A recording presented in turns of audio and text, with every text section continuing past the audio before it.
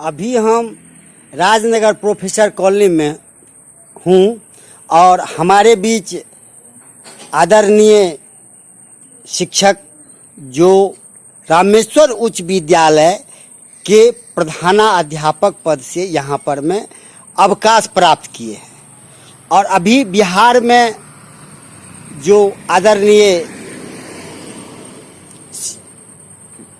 शिक्षा विभाग के जो अपर मुख्य सचिव के पाठक आए हैं, उनकी कुछ बात जो शिक्षा में विद्यालय में लागू किया गया है वह सराहनीय भी है और कुछ बात जो है सो थोड़ा नियम कानून से बांध करके नहीं रखना चाहिए था। तो उस तरह की कोई अभी जो जैसे छुट्टी वगैरह काट लिया गया है उस पर थोड़ी सी विवाद भी चल रही है। तो मैं आपसे सर जानना चाहूँगा कि आपका नाम क्या हुआ? सुशील नाथ मिश्र मेरा नाम हुआ जी। सुशील नाथ मिश्र हुआ। आप राजनगर किस समय में आए थे सर? मैं राजनगर 1999 में आया ट्रांसफर कराकर जी समस्तीपुर से जी। और असिस्टेंट के तौर पर आया मैं, असिस्टेंट टीचर जी। 2008 में मैं प्रभारी बना और 2012 के फरवरी में मैंने अवकाश ग्रहण किया। आपका सवाल जहाँ तक के पाठक के संदर्भ में है जी, उनके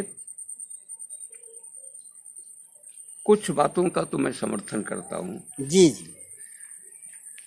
शिक्षा के स्तर को और विद्यालयों में, महाविद्यालयों में शैक्षणिक वातावरण को सुधारने में, दुरुस्त करने में और छात्रोपयोगी बनाने में कुछ बातें उनकी मैं तहे दिल से उसका स्वागत करता हूँ। जैसे विद्यालय में छात्रों की उपस्थिति का प्रतिशत उस पर जोर देना, शिक्षकों की उपस्थिति, वर्ग में जो शिक्षक जाते हैं तो उनका जो पढ़ाने का तरीका है, वर्ग लेने का, अध्यापन का जो उनका तरीका है, उन सारी बातों के संदर्भ में जो विभागीय निर्देश उन्होंने जारी किया है या रोजाना जारी कर रहे हैं, व्यक्तिगत तौर पर मैं समझता हूं कि सारे के सारे नियम बिहार शिक्षा नियमावली में शिक्षकों के लिए जो पहले से चला आ रहा है वो सारे के सारे उसमें थे। बीच के वर्षों में, हाल के बीच के वर्षों में वो सारे के सारे नियम ढीले पड़ गए। न पदाधिकारी उस पर अमल करने के लिए मजबूर कर रहे थे, ना शिक्षक अमल कर रहे थे। दुर्भाग्यपूर्ण स्थिति आ गई थी विद्यालयों में पढ़ाई का बिल्कुल अभाव हो जाना। ये शिक्षकों के हक में भी उनके मान सम्मान की कमी का भी एक कारण बन गया था समाज में। तो के पाठक ने उस दिशा में जो पहल किया उसका तो मैं स्वागत करता हूँ। केवल शिक्षकों को जगाना था, सारे के सारे नियम पहले के थे। जहाँ तक ये अभी छुट्टी का विवाद खड़ा हुआ है जी, तो पूरा लिस्ट मैंने देखा नहीं है कि कौन कौन सी छुट्टी किस तरह से उसको काटा गया है, लेकिन जैसा मैं सोशल मीडिया पर देख रहा हूँ, शिक्षकों के बारे में एक बात जरूर है कि उन्हें वर्ग में तो आप भेज सकते हैं लेकिन अध्यापन के लिए आप मजबूर नहीं कर सकते। बच्चों को आप वर्ग में बैठने के लिए मजबूर कर सकते हैं लेकिन समझने के लिए मजबूर नहीं कर सकते। उसके लिए उसकी मानसिक चेतना को जगाना जरूरी है और उसको बिल्कुल मानसिक रूप से वर्ग में ग्रहण करने के लिए और अध्यापन के लिए तैयार करना जो है यह भी एक बहुत कठिन काम है। तो पाठक जी, अगर विद्यालय में शैक्षणिक वातावरण का जहाँ तक सवाल है तो ये होना चाहिए। अब मान लीजिए राखी के दिन विद्यालय खुला है जी, शिक्षक तो मजबूरी में जाएंगे, गए भी हैं, हमने देखा है कि गए भी हैं। हाँ, लेकिन एक भी विद्यार्थी वहाँ उपस्थित नहीं हो पाए। बच्चे नहीं आएंगे, आए भी जो होंगे तो वो पढ़ने की मुद्रा में नहीं आए होंगे। जी पढ़ाई की एक मुद्रा होती है, उसकी एक मानसिक दशा होती है। जी तो पाठक जी के पाठक के संदर्भ में एक ही बात जानता हूँ, कहना चाहता हूँ कि वीणा के तार को इतना मत कसो जी कि वो बजने के बजाय टूट जाए। जी टूट जाएगा तो जो भी बज रहा है वो नहीं चलेगा। तो ये सवाल है, पाठक जी का प्रयास अच्छा है, लेकिन व्यावहारिक बनने की जरूरत है। शिक्षक और प्रशासन, समाज और छात्र, ये 4 अंग हैं शिक्षा के। शिक्षक, प्रशासन, छात्र और समाज, अभिभावक। तो वो माहौल बनाया जाना चाहिए जिससे कि एक दूसरे के प्रति विश्वास जगे, आकर्षण हो, कर्तव्य के प्रति एक समर्पण की भावना जगे, ये होना चाहिए। कटौती, छुट्टी की कटौती अच्छी शिक्षा का माध्यम नहीं हो सकती, ये मेरा कहना है। सर, मैंने देखा है, मैं 13 वर्षों से प्रभात खबर में काम किया, अब सोशल मीडिया में काम कर रहा हूँ। बीच बीच में भी मैंने सोशल मीडिया में काम किया और मैं कई स्कूलों में जा कर के देखा कि समय से शिक्षक लोग नहीं आते थे। तो यह तो अब देखने को मिलता है कि समय से शिक्षक आते हैं, अंत तक रहते हैं, बच्चे भी रहते हैं।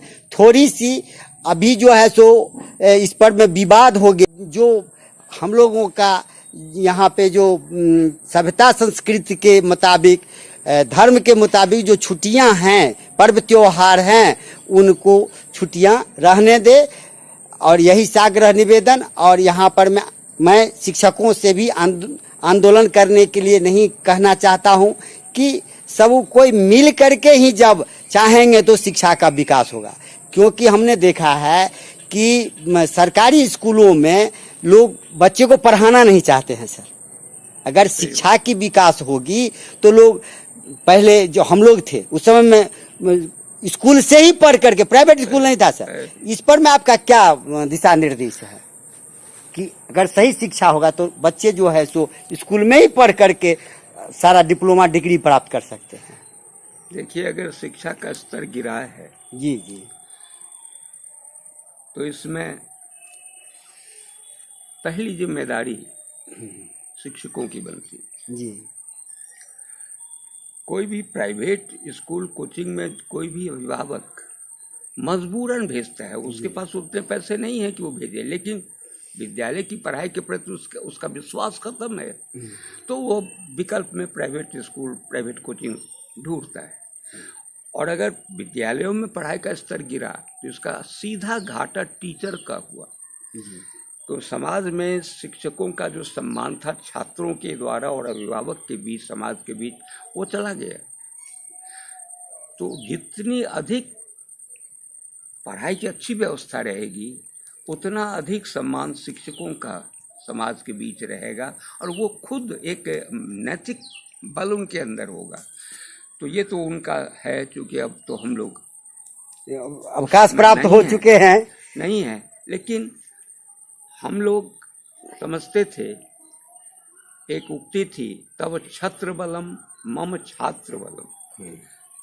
एक गुरुजी ने कहा राजा से कि आपके ऊपर जो ये छत्र है वो आपकी ताकत है और मेरी ताकत मेरा शिष्य है। आज की तारीख में ऐसा नहीं कहा जा सकता, शिक्षक भूल ही नहीं पाएंगे। तो ये सीधा घाटा, सीधा नुकसान शिक्षकों का है, समाज का सम्मान चला गया, छात्रों का सम्मान चला गया, बहुत अपूरणीय क्षति है। लेकिन एक संवाद की जरूरत है। अभी का जो वातावरण बना है उसमें एक संवाद की जरूरत है शिक्षक संघ और सरकार के बीच संवाद की आवश्यकता है, संवाद की जरूरत है। एक ऐसा वातावरण बनाया जाए जहां कानून राह दिखाए, लेकिन शिक्षक और छात्र खुद उसका अनुसरण करे, ये चाहिए। जी जी। और मैं सर यहीं पर विराम देता हूं, और बहुत ज़्यादा बड़ा हो जाएगा यह न्यूज़ तो लोग देख नहीं पाएंगे। और आपको सहृदय धन्यवाद, आभार प्रकट करता हूं। और मैं राजनगर लाइव के लिए सतीश कुमार लाल, आपका भी बहुत बहुत धन्यवाद।